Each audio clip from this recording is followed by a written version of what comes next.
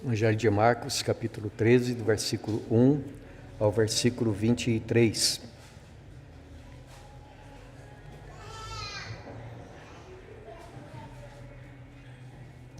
Ao sair Jesus do templo, disse-lhe um dos seus discípulos: Mestre, que pedras, que construções! Mas Jesus lhe disse: Vês estas grandes construções? Não ficará pedra sobre pedra que não seja derribada. No Monte das Oliveiras, defronte do templo, achava-se Jesus assentado quando Pedro, Tiago, João e André lhe perguntaram em particular: Dize-nos quando sucederão estas coisas, e que sinal haverá quando todas elas estiverem para cumprir-se. Então Jesus passou a dizer-lhes: Vede que ninguém vos engane. Muitos virão em meu nome, dizendo, sou eu, e enganarão a muitos. Quando, porém, ouvirdes falar de guerras e rumores de guerras, não vos assusteis. É necessário assim acontecer, mas ainda não é o fim. Porque se levantará nação contra nação, e reino contra reino. Haverá terremotos em vários lugares, e também fomes. Estas coisas são o princípio das dores. Estai vós de sobreaviso, porque vos entregarão aos tribunais e às sinagogas, sereis açoitados, e vos farão comparecer à presença de governadores e reis, por minha causa, para lhes servir de testemunho. Mas é necessário que primeiro o Evangelho seja pregado a todas as nações. Quando, pois, vos levarem e vos entregarem, não vos preocupeis com o que haveis de dizer, mas o que vos for concedido naquela hora, isso falai, porque não sois vós os que falais, mas o Espírito Santo. Um irmão entregará à morte outro irmão, e o pai ao filho. Filhos haverá que se levantarão contra os progenitores e os matarão. Sereis odiados de todos por causa do meu nome. Aquele, porém, que perseverar até o fim, esse será salvo. Quando, pois, virdes o abominável da desolação, situado onde não deve estar, quem lê entenda, então os que estiverem na Judéia fujam para os montes.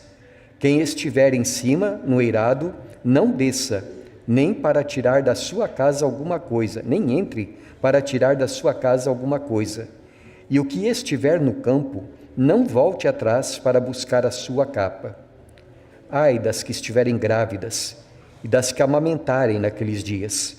Orai para que isso não suceda no inverno, porque aqueles dias serão de tamanha tribulação como nunca houve desde o princípio do mundo, que Deus criou, e até agora e nunca jamais haverá. Não tivesse o Senhor abreviado aqueles dias, e ninguém se salvaria, mas por causa dos eleitos que ele escolheu, abreviou tais dias. Então, se alguém vos disser, eis aqui o Cristo, ou ei-lo ali, não acrediteis, pois surgirão falsos cristos e falsos profetas, operando sinais e prodígios, para enganar, se possível, os próprios eleitos. Estai vós de sobreaviso, tudo vos tenho predito. Até aqui, meus irmãos. Quando nós falamos a respeito de o fim dos tempos, ou a volta de Jesus, ou ainda quando nós denominamos este assunto escatologia, como falamos na semana passada, estamos entrando num dos assuntos mais difíceis da palavra de Deus. Tanto é que no meio dos cristãos, em meio aos cristãos que acreditam fielmente em tudo o que a Bíblia ensina, há diversas maneiras de se aproximar deste assunto. Os cristãos, eles estão, digamos assim, divididos em várias correntes de pensamento, em várias escolas. Isto porque tratar de escatologia é falar a respeito, muitas vezes, de coisas que ainda não aconteceram. Então a gente tem certeza de uma coisa: irão acontecer, mas nós não sabemos exatamente a ordem dos acontecimentos.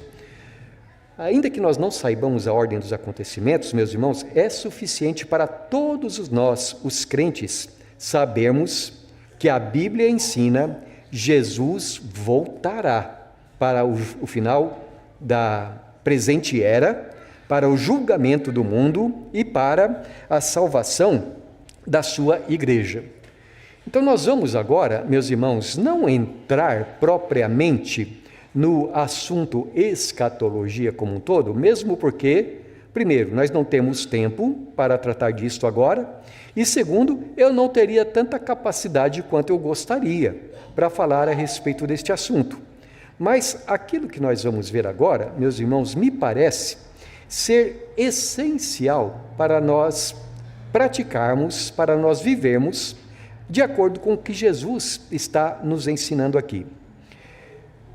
Há um escritor reformado que eu recomendo muito para vocês, chamado Anthony Hoekema. E um dos livros que ele escreveu se chama A Bíblia e o Futuro. Neste livro, ele apresenta para nós aquela que me parece ser uma das mais perfeitas ilustrações daquilo que a Bíblia ensina a respeito do futuro. Há um outro irmão a quem eu aprecio muito também, C.S. Lewis. Ele faz a mesma comparação, mas não se referindo às profecias da Bíblia, e sim sobre a vida cristã como um todo. E já já eu vou contar para vocês qual é a comparação, né? Mas eu gostaria de juntar assim as ideias desses dois irmãos para aquilo que eu vou dizer agora para vocês, não é? E eu faço alguma elaboração, de modo que se houver alguma imperfeição nessa elaboração, então é minha e não desses dois irmãos, né? E esses dois irmãos, eles se dizem assim: o primeiro irmão, ele fala assim que quando nós estamos estudando a escatologia bíblica, ele diz o seguinte: imagine que você está fazendo uma viagem entre as montanhas. Imaginou, Marineide?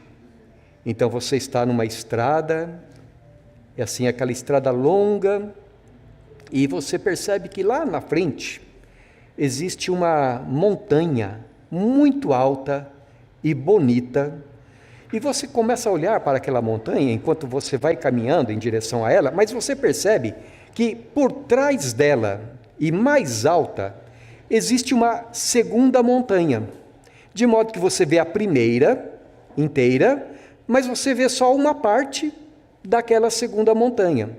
Você continua um pouco mais nessa viagem, e quanto mais perto você chega da primeira, você olhando um pouquinho mais para cima, você percebe por trás da segunda uma terceira montanha.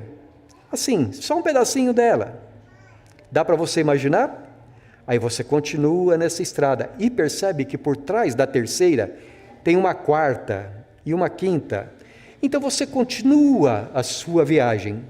E quando a estrada faz uma curva em torno da primeira montanha, você olha para trás, você percebe que havia muitas coisas nessa primeira que você não percebeu logo de cara, que você nem tinha como ver, porque ficou para trás agora e você está diante da segunda.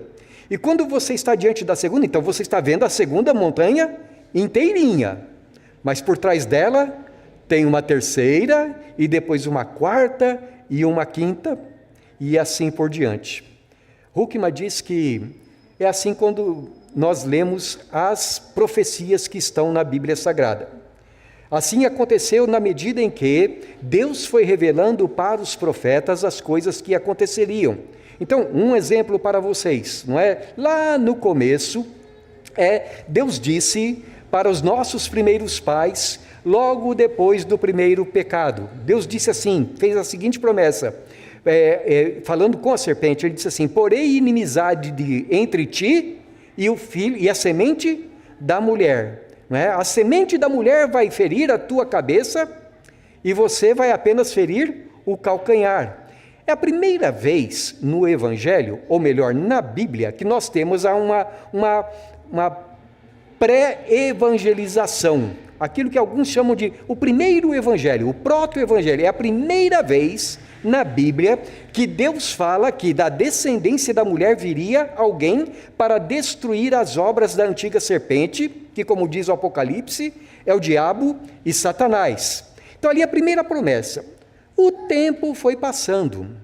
Antes que Abraão viesse à existência, aquelas pessoas todas entre Adão e Eva e aquelas que viveram antes de Abraão, aquelas pessoas tinham certeza de uma coisa, aqueles crentes daquele tempo: Deus falou que um descendente da mulher vai destruir a serpente, vai esmagar a cabeça da serpente. Séculos depois, Deus chamou um homem chamado Abraão e disse para Abraão: Abraão, da tua descendência eu vou abençoar todas as nações da terra.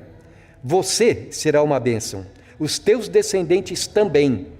Quando nós olhamos para a Escritura, nós percebemos o seguinte: quem viveu antes de Abraão não tinha a mínima ideia de que seria um descendente de Abraão, mas já acreditava na promessa de Deus. Aí veio Abraão. Abraão, então, ele teve os seus filhos, ele teve o seu filho, Isaque. Isaque gerou a Jacó, e Jacó gerou as 12 tribos. Mas quando vieram as 12 tribos, Deus acrescentou algo à promessa: vai ser da tribo de Judá. É da tribo de Judá que vai nascer o Salvador, aquele que vai governar sobre todos os povos. Então eles ficaram aguardando alguém que seria da tribo de Judá. Mais um tempinho passou, né, Leonardo? Mais alguns séculos, quando Deus falou através dos profetas: esse descendente da mulher, este filho de Abraão, que será da família ou da tribo de Judá, será da família de quem mesmo, Marineide?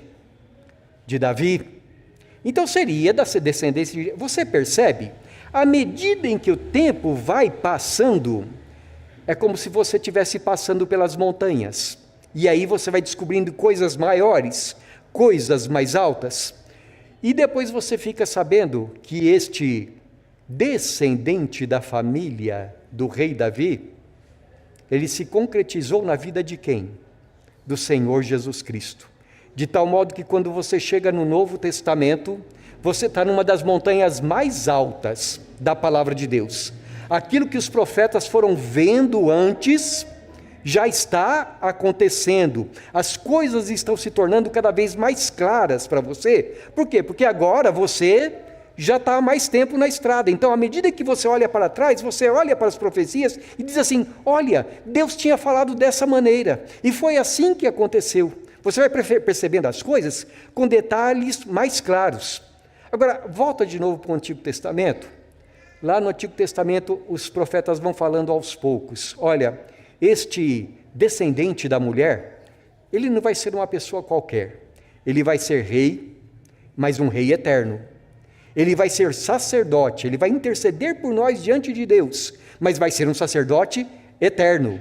E ele vai ser a revelação completa da palavra de Deus. Por isso ele é também chamado profeta. O profeta Isaías acrescenta algo mais para nós.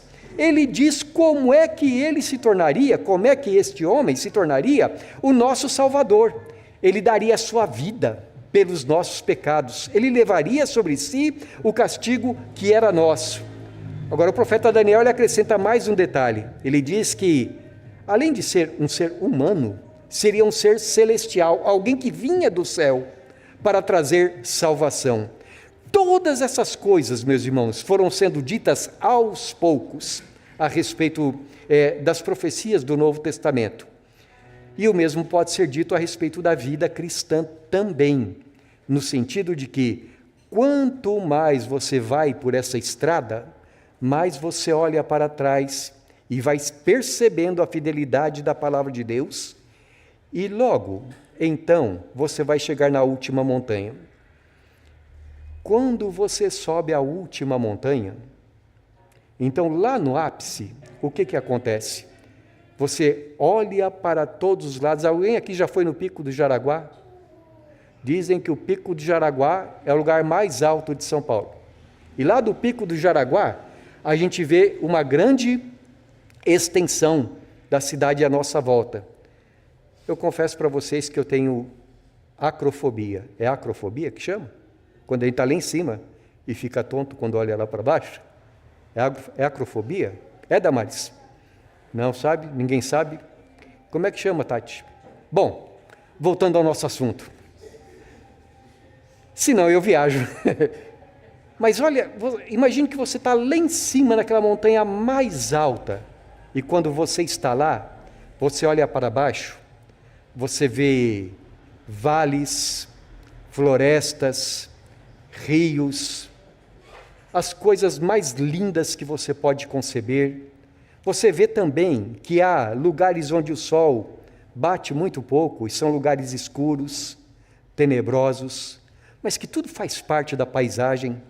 E você vê, do outro lado, coisas que você jamais imaginaria que aconteceriam. Porque nós não chegamos ainda na montanha mais alta. Quando nós estamos no Novo Testamento, nós estamos, digamos assim, numa das montanhas mais altas. É a grande revelação a respeito de Jesus Cristo. Mas qual é o cume da montanha? Qual que é, Laura? Apocalipse. Apocalipse é aquilo que mostra o final de todas as coisas. E de lá, você vai ver todas as belezas de toda a história da humanidade, da tua vida na presença de Deus. De lá você vai ver os vales pelos quais você passou, os rios nos quais você se dessedentou, vai ver as florestas escuras que às vezes você teve que passar, mas vai ver também a beleza de tudo o que aconteceu, porque tudo estava sendo conduzido por Deus. E quando você chegar lá, nem olhos viram, nem ouvidos ouviram, nem jamais você conseguiu ter a ideia do que Deus tem preparado para aqueles que o amam. A Bíblia diz, usando metáforas, que no céu as ruas são de ouro. O que a Bíblia quer dizer com isso? É que a maravilha, a riqueza das coisas que Deus tem preparado para nós é tão grande, é tão maravilhosa, que nada vai ser pouco ali, nada vai ser miserável, nada vai ser menor do que toda a nossa expectativa. O grande cume, a grande montanha, é quando Jesus vier do céu, e aí a Bíblia diz: novos céus e nova terra, nos quais habita a justiça. Tudo isso eu estou dizendo, meus irmãos, para explicar para vocês a maneira como nós olhamos para Marcos capítulo 13. Nós temos aqui, e por favor não se assustem, a minha introdução é maior do que as divisões, tá bom? Nós temos aqui o Senhor Jesus falando a respeito do futuro. Mas ele não está aqui apenas falando do que iria acontecer lá no final dos dias. Tampouco ele está apenas falando do que ia acontecer naqueles dias. Mas ele está encadeando uma série de montanhas, das quais ele nos dá alguns vislumbres. E para que esses vislumbres não é, como eu gosto sempre de insistir, para nós ficarmos mapeando o futuro, fazendo contas e dizendo assim, em tal época, em tais dias, Jesus voltará. Não, porque a maneira como Jesus fala aqui, é que nós devemos estar preparados para a volta dele qualquer dia. Pode ser hoje, pode ser antes de terminar esse culto. Não seria legal se a gente terminasse esse culto lá no céu, na presença de Jesus, todos já na glória? Então, o propósito de Jesus é dizer para nós, estejam preparados. Notem, meus irmãos, que os discípulos perguntaram assim para ele, quando isso vai acontecer? Ele não responde quando. Ele apenas vai explicar que certas coisas serão para nós sinais de que tudo o que ele está falando é verdadeiro e que nós então devemos esperar que ele volte. Mas ele não está dizendo assim, olha, vai acontecer tal e tal coisa, em tal época, tal. Não. Ele dá alguns sinais para nós, para que nós estejamos alerta, preparados para a vinda dele. Então, eu quero dividir essa nossa parte da meditação em 3 partes, né? Primeiro, as primeiras 2 nós vamos falar hoje. E vamos falar a respeito daquilo que eu chamaria, então, de acordo com a minha analogia aqui, de que tempo é esse que nós estamos vivendo? O tempo nós estamos passando pelo vale escuro. Mas, domingo que vem, eu quero falar para vocês a respeito do pico da montanha, que é quando Jesus voltar. Então, todo o propósito de Deus, ao nos dar a sua palavra, ele vai estar se cumprindo. A redenção do seu povo, a nova Jerusalém, a presença de Jesus novamente entre nós. Por que eu digo, meus irmãos, que aqui, nessa primeira parte do discurso do Senhor Jesus, nós podemos chamar de vale escuro. Veja a descrição que Jesus faz a respeito dos dias em que nós estamos vivendo aqui. E Jesus, ele faz algumas observações a respeito de 3 aspectos, digamos assim, que nós podemos perceber. Primeiro, Jesus fala a respeito da situação do mundo em geral, desde que entrou o pecado na história da humanidade. Uma outra figura que Jesus usa em outro lugar, não é? Lá no Evangelho de João e também no Apocalipse, é que o mundo está vivendo agora como se fosse uma mulher na hora de dar à luz o filho. Uma mulher com dores de parto. As irmãs sabem o que é isso, né? Felizmente eu não sei o que é isso.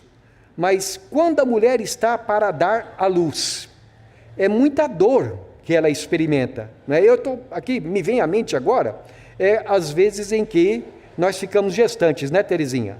Eu digo nós porque minhas filhas também, né? Bom, então, assim, quando estava já para dar à luz, às vezes acontecia de a gente pensar, é agora. Então a gente saía correndo para o hospital, chegava lá e o médico falava, não, ainda não. Aí a gente voltava para casa, né, Tequinha? Isso aconteceu várias vezes, especialmente quando foi a primeira vez para ela dar à luz, né? E Jesus fala que quando estiver para chegar à vinda dele, será como uma mulher que está para dar à luz. Então ela sente aquelas contrações, aquelas dores de parto e precisa passar por isso, né? Jesus diz que também neste mundo faz parte do plano de Deus, que este mundo passe por certas coisas. Então Jesus diz aqui, terremotos, fomes, enfermidades ou pestes, guerras, ameaças de guerras.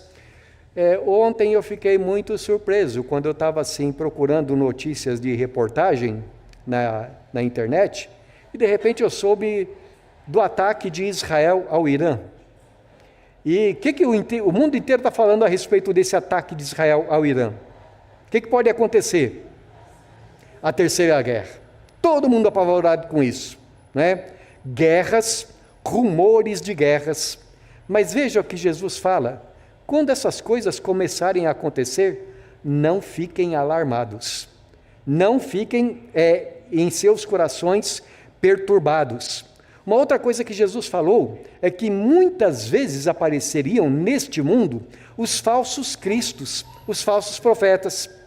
Semana passada falei para vocês do nome de um, né? E assim, nós temos na história da humanidade muita gente que já apareceu falando, eu sou o Cristo. Não foram poucos, mas eu estava pensando esta semana, não apenas certas pessoas apareceram dizendo, eu sou o Cristo, mas existem também falsas doutrinas que nos apresentam um falso Cristo. Por exemplo, irmãos, aqui eu tenho que ser bem claro, o Cristo kardecista, ele não morreu pelos nossos pecados. Então é um falso Cristo. Não é o Cristo que se manifesta nos evangelhos.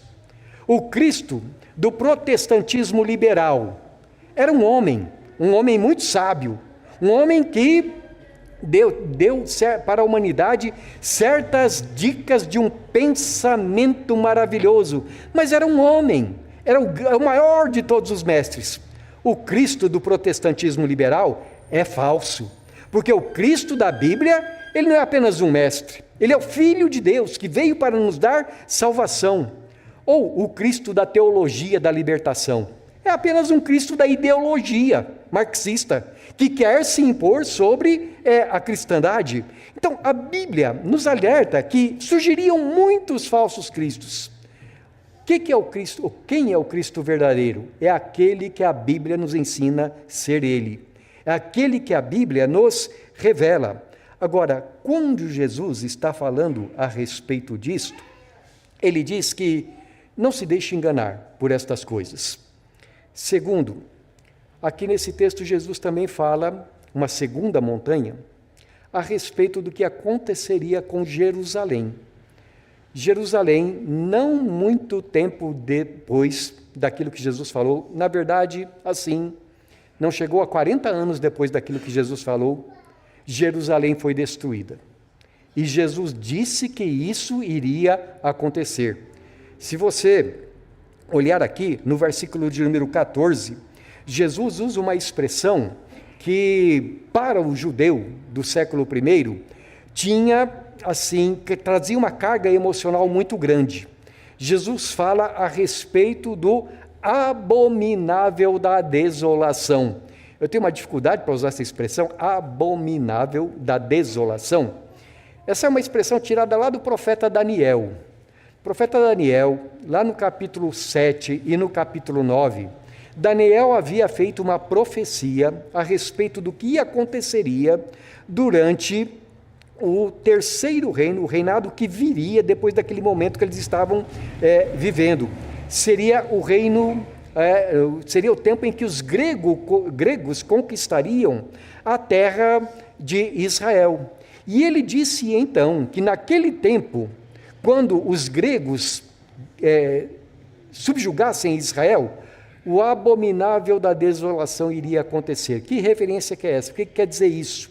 Para o judeu do século I, era uma referência ao fato de que quando as tropas gregas chegaram em Jerusalém, elas entraram no templo do Senhor e colocaram lá uma estátua de Zeus, para ser adorado como se fosse Deus. A expressão usada por Daniel é abominação da desolação. E se você ler a história do livro dos Macabeus, você verá que aquilo que Daniel falou aconteceu naquela época. A abominação, aquilo que trazia desolação para o povo de Israel, aconteceu naqueles dias. Só que Jesus fala que vai acontecer de novo. Ele diz aqui que chegaria o tempo em que eles veriam o abominável da desolação acontecer.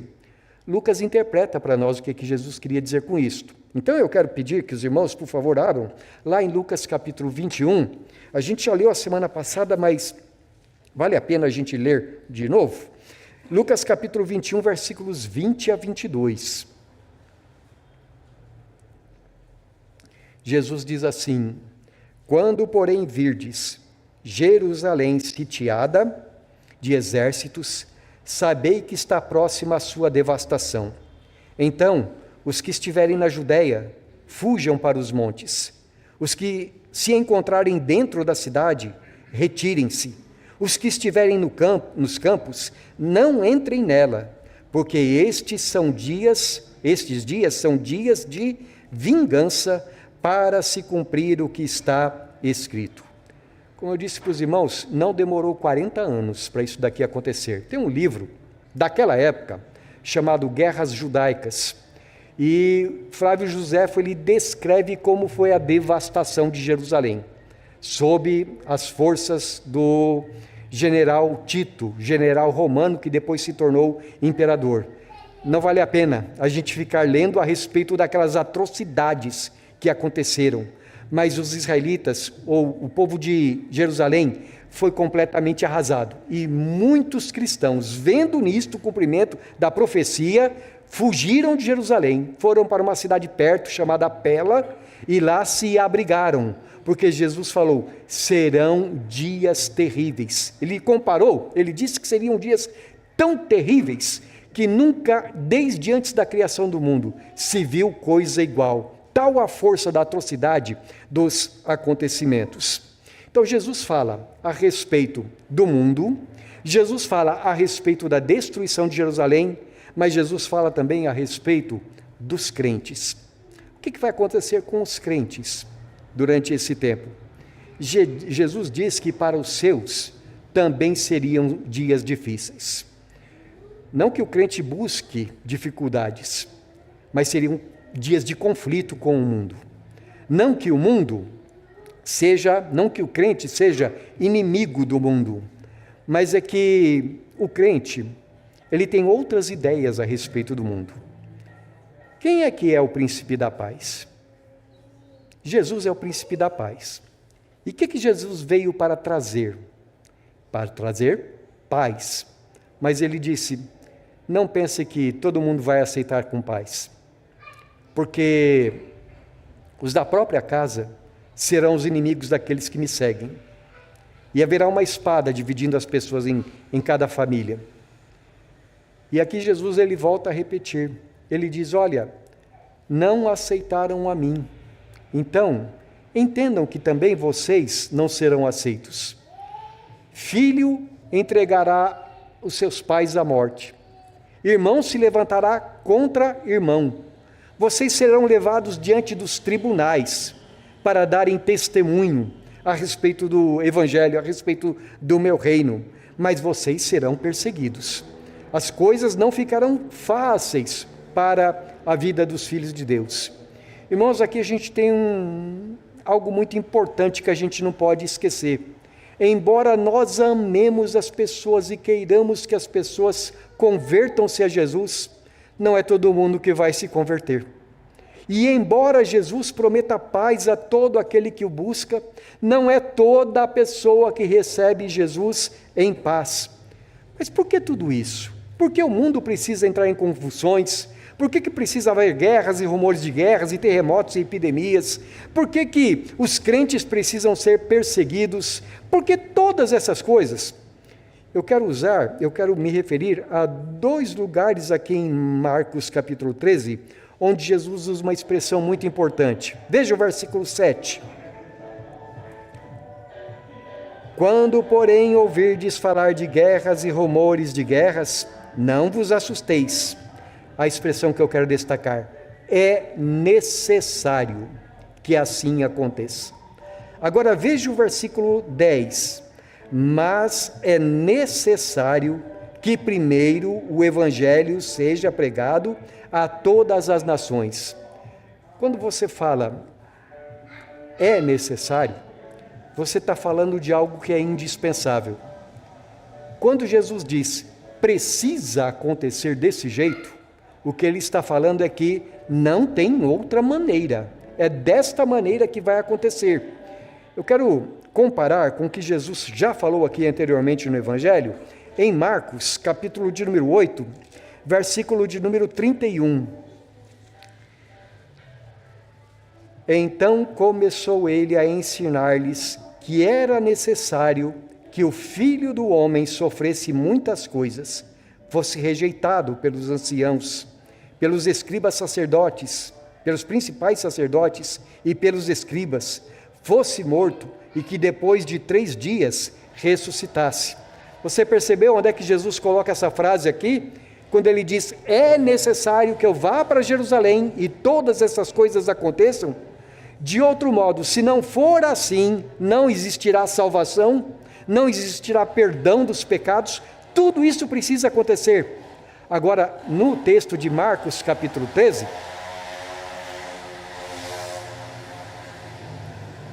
quando ele está falando sobre todos os problemas e as dificuldades pelas quais o mundo iria passar, Jesus também diz, é necessário que assim aconteça. O que eu quero dizer com isso, meus irmãos? Até esse motoqueiro que atrapalha a minha pregação, até isso é necessário. Faz parte da história de Deus, conforme Ele determinou, tudo o que está acontecendo no dia a dia. Vocês pensam que essa guerra Israel e Irã não estava nos planos de Deus? as dificuldades, as tribulações todas pelas quais o mundo passa, não está já nos planos de Deus? E por que isso é necessário? Por que essas coisas todas precisam acontecer antes da volta de Jesus? Eu quero responder com 3 propósitos que a Bíblia ensina para a gente. Primeiramente, Jesus diz que essas coisas precisam acontecer porque o mundo está sendo julgado por Deus. Todas as coisas que acontecem agora são apenas um sinal daquilo que vai acontecer quando Jesus voltar. O mundo será julgado por Deus. E nós não devemos pensar que pelo fato de uma cidade ser chamada Jerusalém, ela fica fora do juízo de Deus. Sodoma e Gomorra, o que aconteceu com Sodoma e Gomorra? E Jericó, e as cidades da terra de Canaã, quando os israelitas lá chegaram, e o que aconteceu com o poderoso reino da Babilônia, não foram todos julgados por Deus também? Agora você note aqui nesse último texto de Lucas capítulo 21, Jesus diz assim no versículo 22, quando ele está falando a respeito da destruição de Jerusalém, ele diz assim: porque estes dias são dias de vingança, para se cumprir tudo o que está escrito. A quem pertence a vingança? Ao Senhor pertence a vingança. E como Jerusalém rejeitou Jesus Cristo e apedrejou os profetas do Senhor, então Deus disse: vai chegar o dia da vingança, vai chegar o dia do juízo. Mas ninguém pense que aquela destruição em Jerusalém, lá no ano 70, foi o último juízo de Deus sobre a terra, porque Jesus voltará, e quando ele voltar, todas as nações diante dele estarão, todas as pessoas estarão diante dele. Então, primeiramente, juízo de Deus. Mas, em segundo lugar, irmãos, misericórdia de Deus. E por que eu digo misericórdia de Deus? Porque quando essas coisas acontecem, o que Deus está pretendendo fazer através disto, além de julgar? Deus está chamando as pessoas para se aproximarem dele. O profeta Amós diz que o povo de Israel estava tão longe de Deus no passado, que Deus começou primeiro, Deus enviou peste, mas eles não se converteram. Então Deus enviou fome, e eles não se converteram. Deus enviou guerra, e eles não se converteram. Percebe? Quando as calamidades acontecem, é juízo, mas ao mesmo tempo é Deus chamando as pessoas para se voltarem para Ele. Em 2020 nós tivemos uma epidemia mundial. Quanta bobagem foi feita e falada naqueles dias. Mas por trás de tudo, quem é que estava controlando essas coisas todas? Logo nos primeiros dias, quando eles disseram assim: ninguém pode sair de casa, muita gente vai ficar doente, e essa doença é fatal. Eu reuni a minha família e disse assim: olha, gente, a gente sabe que tudo está sob o controle de Deus. E o que Deus quer fazer com isso? Primeiro, a Bíblia diz: Deus está julgando o mundo. Mas segundo, Deus está chamando todo mundo para estar mais perto dele. Então eu disse para minha família: vamos aproveitar essa oportunidade que Deus está dando, para a gente chegar mais perto dele, para botar mais a vida em ordem diante dele, e para confiar mais nele, porque Deus sabe o que está fazendo, e nada do que Deus faz é injusto. Então, eu disse, é tempo de justiça, mas é tempo de misericórdia também. É tempo de nós buscarmos ao Senhor. Eu não quero com isso dizer, meus irmãos, que quem faleceu durante a pandemia foi por causa de juízo de Deus. Por favor, não me entenda mal. Mas o que eu estou dizendo é que Deus estava mostrando o seu poder, para que nós nos voltemos para Ele.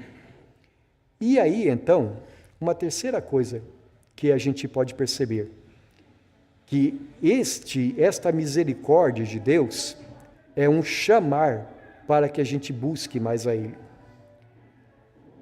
Essa semana eu estava conversando com uma irmã, com um casal de irmãos, na verdade, e eles estavam me dizendo assim, eu falei assim: olha, eu tenho percebido que um determinado grupo religioso que não queria saber da Bíblia, de repente, está entrando para as nossas igrejas. Vocês sabem o que aconteceu? Porque eles vieram, né, desse grupo. Sabem o que aconteceu? E eles disseram assim para nós: a pandemia, pastor. Eu falei, uai. E então eles me explicaram. Eles disseram assim, que na pandemia, todo mundo, ou um monte de gente começou a assistir pregações na internet. E as pregações na internet fizeram esse povo ler a Bíblia. E quando eles começaram a ler a Bíblia, começaram a se converter a Deus. E eu fiquei pensando, olha como Deus é misericordioso, como Deus é maravilhoso. Porque agora a gente vê tanta gente se convertendo ao Senhor por causa do quê? Da pandemia. Então Deus usa até essas calamidades para que nós busquemos a Ele. Tá bom, pastor, a respeito do mundo a gente pode falar isso, a respeito de Israel a gente pode falar isso, mas a Bíblia não diz que nós já estamos perdoados dos nossos pecados? A Bíblia não diz que não há castigo para nós? Então por que nós temos que sofrer junto com esse mundo? Meus irmãos, lembra daquela história da montanha lá no começo? É por isso que eu digo que a gente pode dizer que a nossa vida é mais ou menos assim também. Porque para chegar no céu, nós temos que passar pelos vales. Temos que passar pelas dificuldades. Nevinha estava me falando hoje que essa semana leu O Peregrino, não é? Que conta a história de um homem que passou por rios, por montanhas, por ciladas, por tantas dificuldades, mas ele queria chegar na cidade celestial. Ora, meus irmãos, a palavra de Deus diz que nós, os crentes, precisamos sim passar por dificuldades. E eu quero ler com vocês primeiro de Pedro. A gente já meditou nesse texto no ano passado, mas em 1 Pedro, capítulo de número 1, eu quero ler desde o versículo 3, porque esse texto ele é todo encadeado também, desde o versículo 3 até o versículo 7. Pedro diz assim: bendito o Deus e Pai de nosso Senhor Jesus Cristo, que segundo a sua muita misericórdia nos regenerou para uma viva esperança, mediante a ressurreição de Jesus Cristo dentre os mortos, para uma herança incorruptível, sem mácula, imarcessível, reservada nos céus para vós outros, os quais sois guardados pelo poder de Deus, mediante a fé, para a salvação preparada para revelar-se no último tempo. Nisto exultais, embora no presente, por breve tempo, se necessário, sejais contristados por várias provações, para que, uma vez confirmado o valor da vossa fé, muito mais preciosa do que o ouro perecível, mesmo apurado por fogo, redunde em louvor, glória e honra na revelação de Jesus Cristo. O que Pedro está dizendo aqui, meus irmãos? Ele está dizendo, olha, tem uma montanha lá na frente preparada para vocês, só que agora vocês estão na estrada. Se for necessário, veja o versículo 6,